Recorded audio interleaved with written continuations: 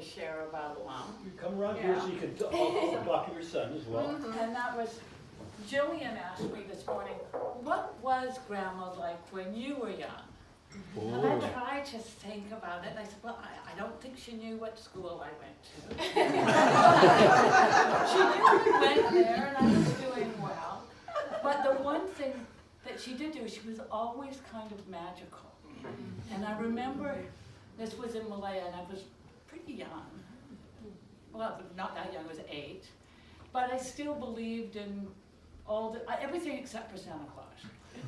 And I went to bed one night and she woke me up and she said, Wendy, there's fairies outside. I think there's fairies. And I was really tired. And she got cotton batting balls and tied them to string and put the music box. So when I looked outside, you could see the cotton batting going up and down. And the music, and she said, they're dancing. They are. And she asked me to describe them. I said, well, they're all the different colors and there's dancing and don't know what their names are, and then I went back to bed. But she had that magical way of trying to let our imaginations Jedi Masters. go, and it was just such a sweet memory that if I ever had grandchildren, I could do. And I just wanted to mention one other thing that Alan and I said. Mom loved her family more than anything and her grandchildren more than anyone.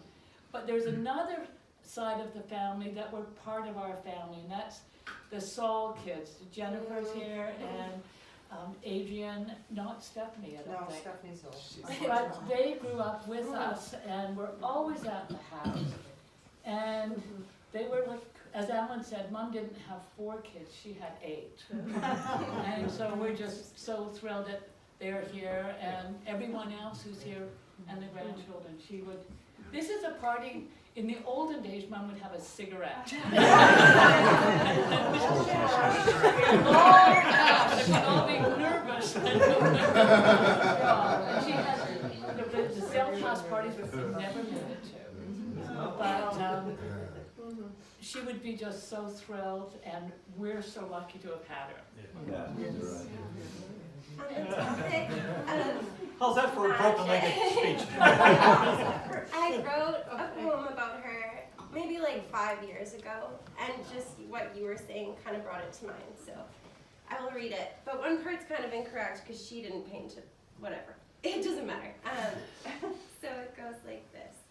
Grandma's house. I walk up the driveway and am immediately greeted by that sweet, familiar scent. The wise willow tree that sweeps over the entrance, beckoning me in. I am home. As I walk gently up the steps into the living room, I gaze down. A carpet, once pristine before a silly wine spill, has now been painted with butterflies, caterpillars, words like fun and love. It's not ruined, just playfully transformed by my grandmother's paintbrush. She recites a poem she wrote when she was 11 about the queen of fairies who weaves her dreams. She's 95 years old now. I always make her tell me stories. She recounts being a small child observing a mushroom in a field. The longer she stared, the larger this mushroom grew, until it multiplied and lit up from beneath, vibrant, sparkling light of violet and blue. She ran back to the house to rally her family to witness this wondrous sight. But when they arrived, all that appeared was a sad, wilted little brown mushroom. I could have cried, she exclaims. I laugh sympathetically. She says it was a special vision just for her. She is magic, pure magic, and I know in that moment that I am magic too. Created by brilliant dreamers, unapologetic believers, the kind that never lose their spark. Well done. Well done.